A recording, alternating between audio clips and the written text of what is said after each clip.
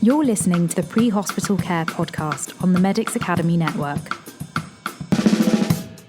Welcome back to the podcast. In this episode, we're going to be speaking with Carl Betts around embedding lasting change within ambulance services. So to answer the question, I'm joined by Carl Betts, one of the co-hosts. He's certainly an expert in quality improvement, leadership and change management, as that's his role currently within the ambulance sector.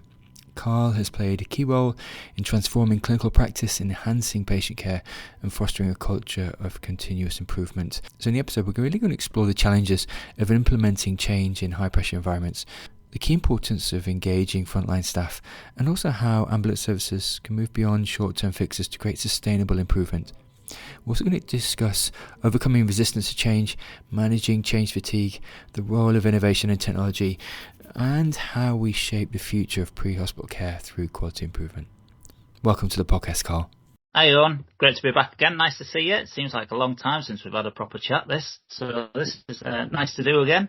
So, Carl, I wonder if we could just start by looking at just outlining what embedding lasting change really means within the context of an ambulance service. Yeah, I think when you talk about embedding lasting change, I think that's sort of I think that's like the holy grail of where we want to be. And the question is, how do we actually get there? And for me, the biggest part of any form of improvement sustainability is around the culture of it. If there isn't a culture of improvement right throughout all layers of the organisation, if it's not something that people are actively bought into, then you're really going to struggle with embedding sustainable change. And any change you can make a quick improvement. But the proof is actually of the pudding is in the eating of how long is this going to last. You know, when the eyes are off it, when all the the glitz and glamour off that piece of work is off it, is it going to stay? And that's the key. And I think that just fully comes down to how healthy the culture is for change to happen. So, Carl, can we pivot slightly and just look at really some of the biggest challenges that ambulance services face when trying to implement meaningful and or sustained change? So organisational readiness is a big one. You know, is the organisation ready for the thing that you want to implement, for the change that you want to make? Because I'm not being funny, you can have the best idea in the world, you know, you can have data to back up the idea that you want, but for whatever reason, the organisation just might not be ready for that. And it doesn't matter how hard you bash on the doors, you know, how hard you scream and shout and stamp your feet that this is the best thing since sliced bread. If the organisation isn't ready, it's not ready. And at that point, I've talked about it before, patience is your number one piece of equipment there. Because what you do is you just have to hang back and wait for the lay of the land and the organisational readiness to sort of start aligning. Now, that might happen for a number of reasons. You know, learning from incidents is a big one. You know, a lot of improvement change can come from incidents or near misses or, you know, close calls. So that's a really good, interesting cohort of learning that we can grab. But there's lots of other really important learning in the fact that the people who are doing the do are the experts in the field. You know, yes, I might be sort of classed as a specialist in improvement, but I'm a generalist.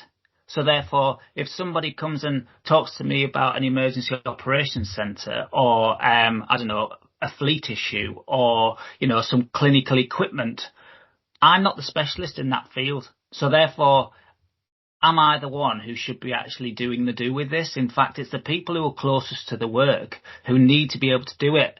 But for them to be able to do it, they need some skills, they need some guidance, they need some coaching. But more importantly, they need the permission. They need to be told, you know what, this needs to be looked at. Crack on. Okay, I'm not going to micromanage you. Just let me know how you're getting on. And my role at that point is purely and simply a supportive mechanism, you know, asking that friendly challenge, because sometimes what you can get when you're working in improvement is you can become quite insular in the fact that you talk to your team. But actually some of the most powerful learning is when you speak outside your team to a fresh set of eyes who've not seen anything, they're not involved in it, you know, they're just looking over something and can offer you a clear opinion. Whether you take that opinion on board is up to you, but actually, you know, it's really useful. And one of the strongest messages I was taught when I got into improvement is the thing you need to hear is the thing you don't want to hear. And if we just align ourselves with, close colleagues who are all on the same wavelength, who all think the same way, if I ask for their opinion, there's a very good chance I'm going to get the same opinion as I've got. Whereas actually what you need to do is find them people who will challenge your opinion, because having that challenge will then ensure that you're seeing everything from a rounded angle and a rounded perspective. But for me, it's all around about the organisation permission, the encouragement to basically say, I can't tell you what needs to happen. You need to find that out. You need to be data driven. You need to find the evidence to back everything up you're doing. And then what you need to do is basically align it. What does your organisation need? How are you, if you're trying to get something off the ground, why should they be bothered? Because if people aren't bothered about it, they're not going to be interested about it. So you need to then understand actually what's going to chime with that person who I need on board as a stakeholder. Because if I don't understand that, I'm never going to be able to sell them the vision, the message, because they're just not going to see, well, what's in it for me? And I think they're really key points for me around your stakeholder management, your empowerment to be able to do, and also using some evidence base to prove, actually, this is a problem. And I can prove it's a problem by X, Y, and Z. So, Carl, just pivoting slightly and looking at leadership within the organisation, could I get you to speak to how important leadership is really in driving and embedding long-term change, and what sort of qualities make an effective change leader? For me, it's about that ability to really listen to what people are telling you on the ground, because the people are telling you on the ground exactly what's going on here. Now, if you choose not to listen to it, you're going to choose to miss a massive part of the problem. Now, when we talk about leaders, we've discussed this before, and you've got people in executive positions, in senior leadership positions, and yes, they are leaders, but actually an organisation is full of leaders. My peers are leaders, my frontline colleagues are all leaders. They're just leaders in a different way. And actually, it's about tapping into, yes, on a leadership structure, they might not be deemed as leaders, but actually, these people can lead things if they're given the opportunity. And if you're a good listener and you're pragmatic and you're open to what people are telling you and you're open to looking for evidence, you can lead this work. Because you've got the basis to actually understand, I want to know what's going on here. The things that go wrong is when a team becomes very insular and just squirrels away and does it on their own. Because then what happens is you get silo working, you get another part of the organisation trying to do exactly the same thing. So you're just doubling up on work, which in times of wanting to remove waste out of a system, both financially and because of time, which obviously leads into finance, you're then missing tricks.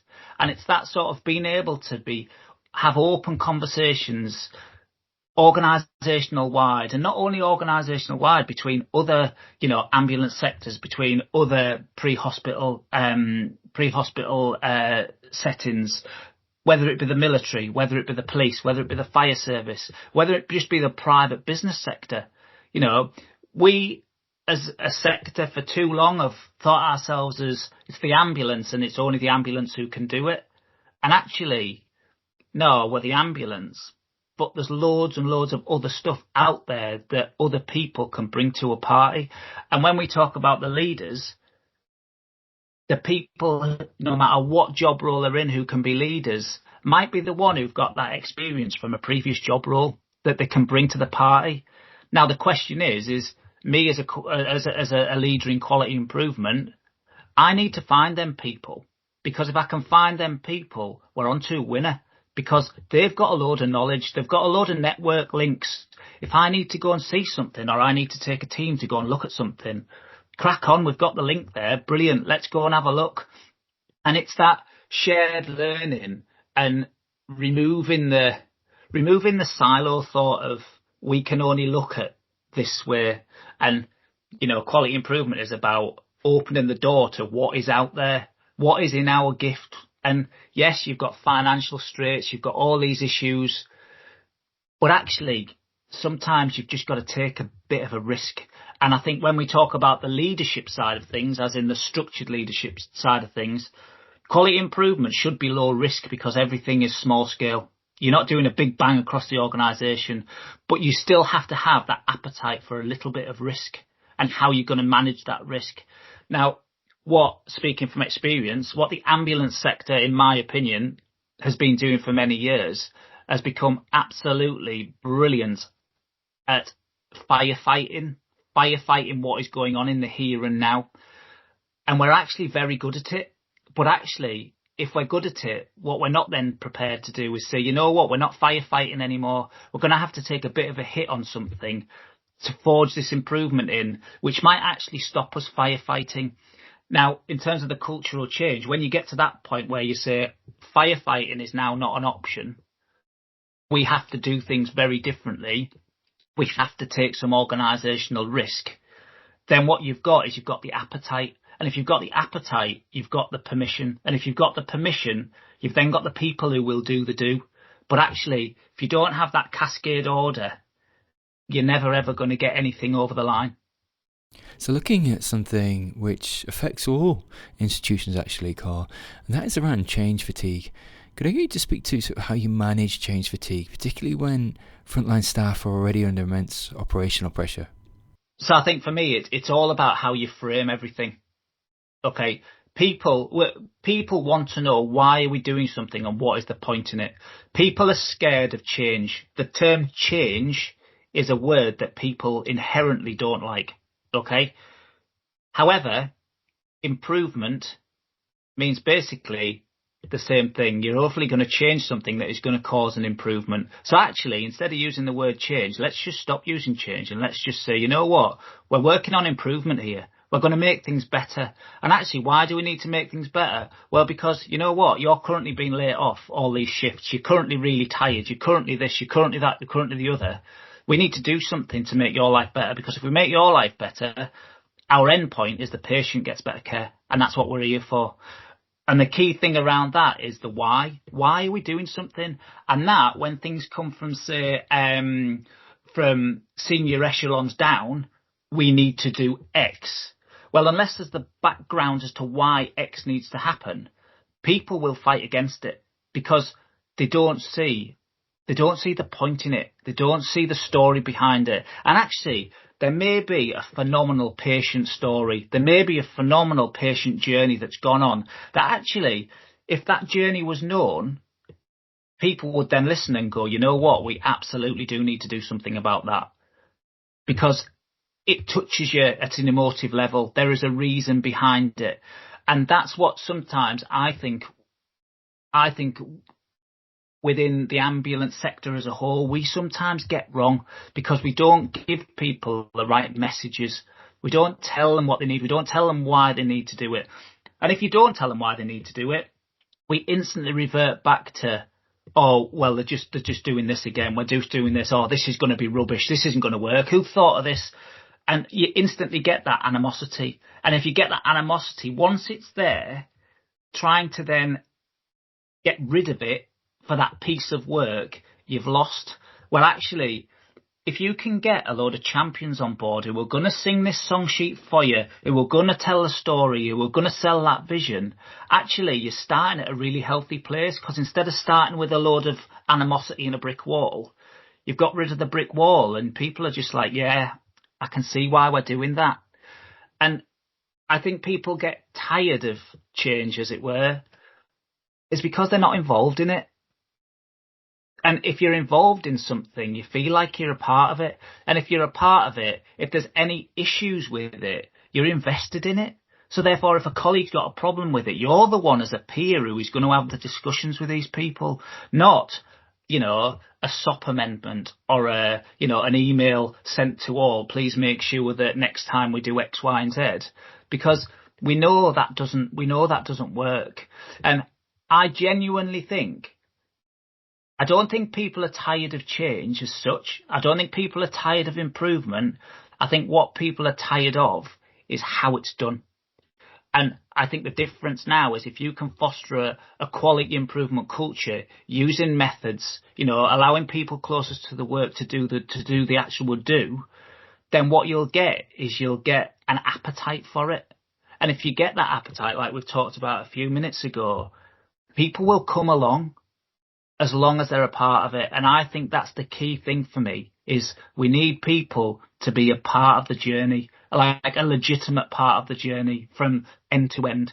I think there's something around the legitimacy of things as well. If somebody is doing the do on a daily basis, when they're teaching it to their peers and they're having them honest discussions, because you're going to have an honest discussion with a peer because you've already got that working relationship, there's the legitimacy that they're doing the job. So they want the best for this as well.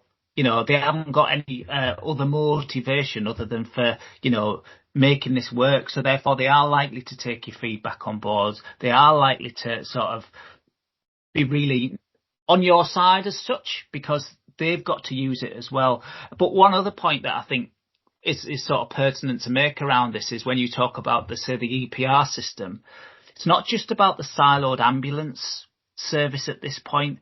At this point, that might have an impact on the hospital, because the EPRs need to go to the hospital because they need to see them. So therefore, it's that we might get something brilliant to work for our service, but then what you've got to do is you've got to work out the technical applications of how we can get this cross-trust, because hospitals use different computer systems.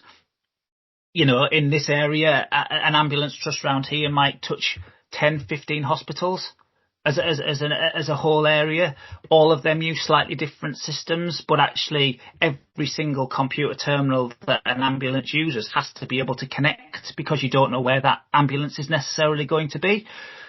And I think it's really important that we understand that the rest of the system is involved in our work. So therefore, we absolutely have to have them on board to actually make anything work. And sometimes I think we could potentially forget that, because we look so closely at what we do, but actually, getting the acute thoughts and opinions on things is really important, because at the end of the day, yes, it's a patient record. Yes, it's our patient record as an ambulance trust, but it's vital to ongoing patient care. So it's vital that the hospital can use what we give them. Just as an example. Carl, could I get you to speak to sustaining change over time, and really just how you measure the success of a change initiative in an ambulance service over time? Yeah, so the first fundamental thing for me is you've got to understand what your outcome is. What is the end point of this? So in the ambulance sector, I don't know, it might be a response time to a certain category call that needs to be reduced. Okay, that's your outcome measure. Now, if you just focus on that outcome measure, nothing is going to change. That outcome is just going to stay where it is. The question is, what processes are you changing in the background that you can measure that will then have an impact on your outcome measure? And it's that understanding of actually, to get any sustainable or significant improvement in your outcome, you've got to find something further down the system to change, because the outcome will be whatever the outcome is. Unless you sort something further downstream, it's never going to change. And the big thing is about understanding your processes, but also understanding what data you've got available, because ambulance trusts, hospital trusts, you name it, we are collecting reams upon reams of data every hour of every day. The issue is we're not brilliant at using it. We're not brilliant at showing it in a meaningful way that people can understand. And actually, sometimes there's so much of it you can't see the wood for the trees, because there's just too much. So the key thing is about defining, having really definitive, tight measures that everybody in your improvement team knows exactly what you're going to be measuring. You know how you're going to be measuring it. You know when you're going to be measuring it, and you know who's going to be measuring it. Because if you've got them things tied in, then your data collection should be pretty consistent. What you can't have is wobbles and gaps and holes in your data, because I always, when I teach about measurement, I always say measurement is a storybook. All right. And if there's any pages of that storybook missing, if there's any chapters missing, if the front cover's missing and you haven't got a title, the simple thing like that means it's really difficult for people to understand. And if there's gaps missing, human beings, what do we do if there's a gap? We'll just fill it in. We'll mentally fill it in with a story that we want to tell, whether it be our own bias or whether what we think. And actually, at that point, that data is now not legitimate, so you can't use it anyway. The other important thing for me is, and we sometimes have this discussion quite a lot at work, is that, not everything's measurable. And I sit the other way, and that actually everything is measurable. If we're talking about how someone's feeling, if they're smiling and they can sort of, have a chat with them and you can get a vibe that, they're good about this, and you can get 30 people who are all saying, yeah, the vibe around this is good. That's measurable because everybody seems quite happy with that. Okay. It might not be a really tight, beautiful business intelligent measure, but it's still something that you can measure. And I think the important thing is understanding, what are you wanting to prove? Because what you're wanting to prove is the absolute fundamental thing to understand. What are you going to measure?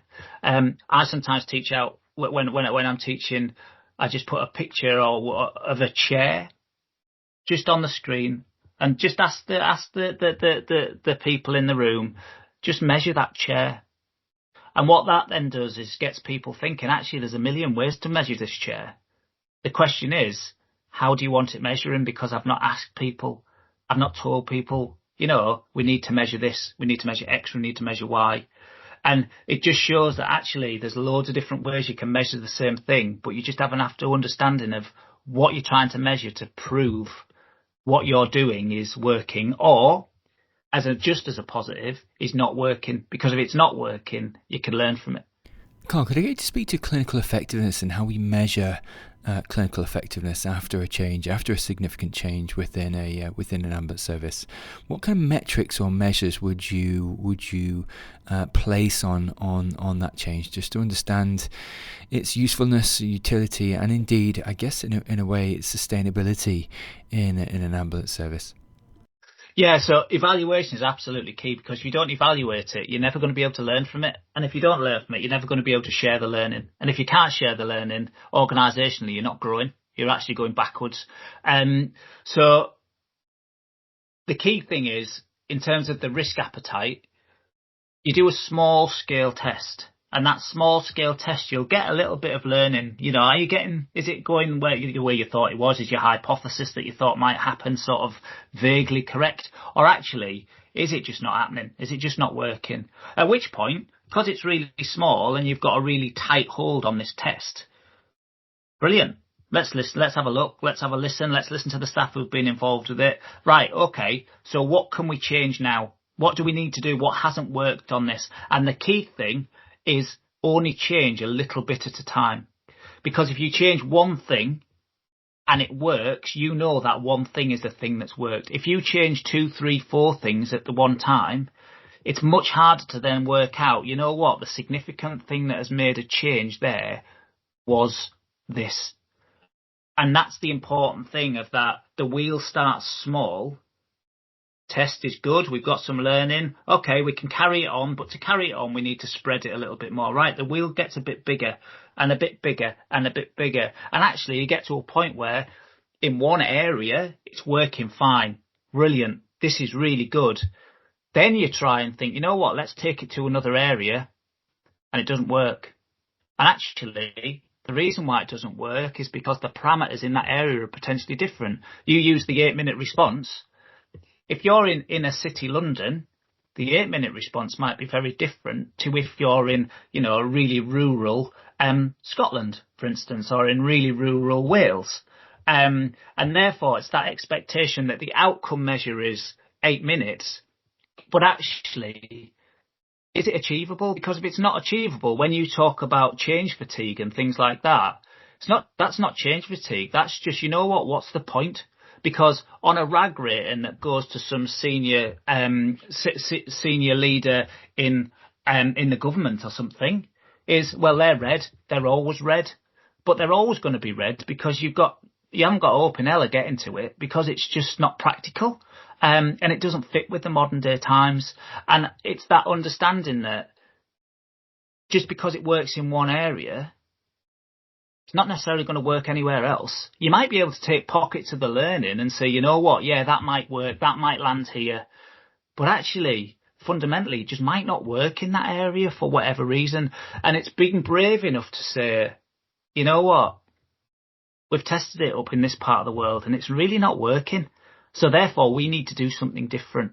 And I think that's sort of the real key of the evaluation, because if you evaluate healthily and you evaluate honestly, and you're not scared to be able to turn around and say, we've tried this and it hasn't worked, because you feel safe in the organisation that you work in to say, you know what, we have tried it. Yeah, didn't work this. We need to do something else. Many years ago, that was not the way things worked, because things weren't allowed to fail, because if you were a failure, you were the failure because it didn't work. When in fact, these are so complicated sometimes, some of the things we work on, that, you know what, some things, they're not always going to work. And actually, if they do always work, I'd argue that you're not pushing hard enough. Carl, can we pivot slightly and just look at the role of technology and innovation within embedding lasting change? Could I get you to speak to some of those technology enablers that you have used or indeed seen that really can bring about change that lasts? Yeah, so I think one of the key things around improvement when we talk about sort of embedding it is, whatever we do, we need to make it easy to do the right thing and hard to do the wrong. And if it's easy to do the right thing, people are going to do the right thing. Whereas if there's loopholes that you can jump through, or shortcuts that you can take, or steps that you can miss out, then you can't be upset when something doesn't quite go to plan, because you've not made it you've not made it easy to do the right thing. So therefore, effectively, you have to look in the mirror and say, we've made it difficult for people at this point. Now, when you talk about technology moving quickly, yeah, it really does move quickly. And could the ambulance sector ever be at the forefront all of the time of technology? I don't necessarily think it can be all of the time, but I think there are certain aspects of it where it definitely can be. The question around technology is, technology costs money, and there's that willingness to actually be able to spend significant amount of money on technology to try these things out, because the expenditure has to happen for it to happen. So I think that's one issue. The other thing around technology is it moves really quickly. So therefore, when you get something embedded into a sector, the risk is by the time it's embedded and by the time it's ongoing, it's changed again. And therefore, that significant cost of doing that, you're not just going to change it again in 5 minutes. You might be with that piece of machinery for quite a number of years. But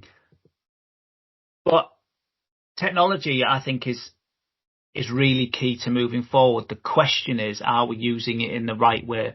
And what is the reason why we're doing it? So for me, you talk about the dashboard on a station to say that we're at this particular escalation level, or we've got this problem, or we've got that problem.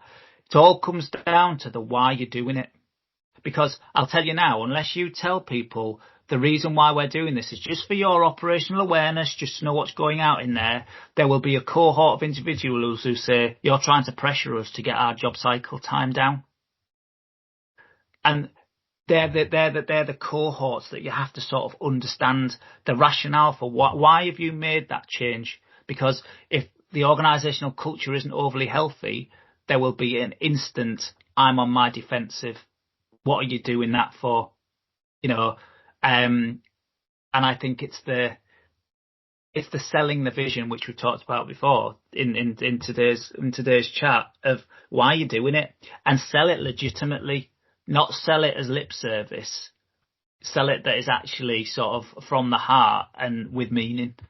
Carl, could we look at adoption for a second, really, and how things maybe start at local level within an ambulance service, but then maybe on a national level they adopt them? I'm guessing it's through the data, really, and robust data analysis and publication and evidence of effective change for patient care, fundamentally, and that then is migrated up to national level. Could I get you to speak to that translation from local to national embedding? So it almost becomes, I guess, in a way, a standard of care.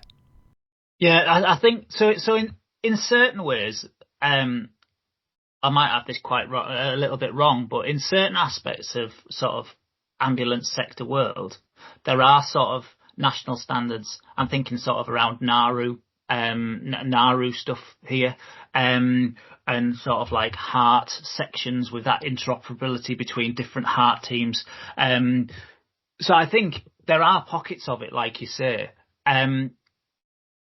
For me, there is always recommendations when big incidents happen that after it, teamwork is, understanding each other's limitations, understanding each other's skill sets, what they can bring to the party, understanding roles and responsibilities of if incident X happens, this is what we're going to do. The issue is we're all still firefighting. And the fact that we're firefighting means that there's just no bandwidth and time to actually make these a fundamental BAU happening. And I think one thing that would make it happen is it's mandated. Because if something is then mandated, you then have no choice about the fact of the matter. And if you can't send staff on it, you're then going to have to justify why you can't send your staff on it. And I think sometimes mandating certain things sets the precedent for this has to happen. And then once it starts happening, you can then start building that into your business as usual portfolio, that this has to happen. But until you're made to do it, or until it's something that is pushed on you as such, it's easier for organisations to then not necessarily accept it. Now, I'd suggest that if you go to a huge percentage of pre-hospital care staff and say, do you fancy going on a really interesting exercise with the police, the fire service, the military involved at an aerodrome somewhere, most people would snap your hand off to go and do it, because they genuinely, that is a really interesting day out. However, if you're on shift, you can't, because you're on shift. The question is, how do we make it fair for everybody, that people get a chance of this? Because we do still need people on shift. The ambulance service still has to run. The fire service still has to have teams out. Everybody still has to be able to function. But actually, if we're just functioning, that is exactly what we're doing. We're not growing. Whereas what we need to be able to do is to function, but we also need to grow as well.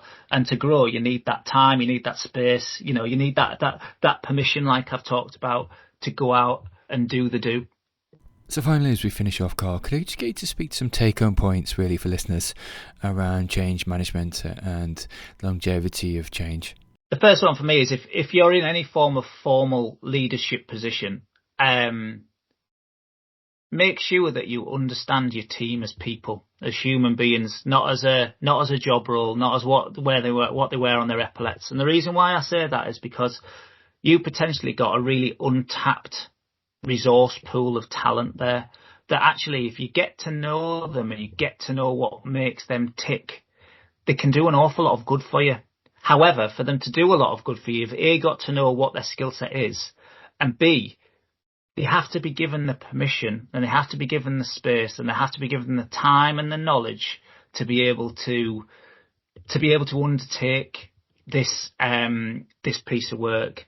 And with that, what you need to do is give them that support and give them that ability to open doors. And if you can't open the doors, be the person to help open the doors, because if you're a frontline ambulance member of staff, some of the governance aspects that you have to go through, unless you've gone through them and unless you understand how to play that game, as it were, you're really going to struggle.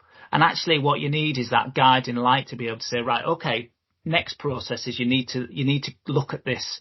You need to write this in a particular way because that is what is required. So for me, if you're a leader, that is really, really key. If you're not in a formal leadership position, you absolutely have the ability to lead improvement. You need some support, you need some guidance, but actually you are the one doing the do. You are the one who can, has the most up-to-date knowledge of what's happening in your job. Nobody else. So therefore, you have to find a way to get that message across. And don't be scared to offer thoughts of change. Don't be scared to offer ideas of change. If the organisation isn't ready for it, your conscience is clear. Because if you can see better ways of doing things, but you keep them to yourself, well, actually, that's not helpful to anybody. But actually, if you voice them, you try and get them enabled, you try and get them action, but the organisation isn't ready. Don't get upset about it. Don't get frustrated about it. Just keep it in your back pocket, because eventually it will, and eventually the time will be right. But what you've got not got to do is burn any bridges along the way. Listen, that's fantastic, Carl. Always good to see you, and it's always good just to pick your brain about this stuff. So, listen, thanks so much for your time. Thanks for having me. Always fun. You're listening to the Pre-Hospital Care podcast on the Medics Academy Network.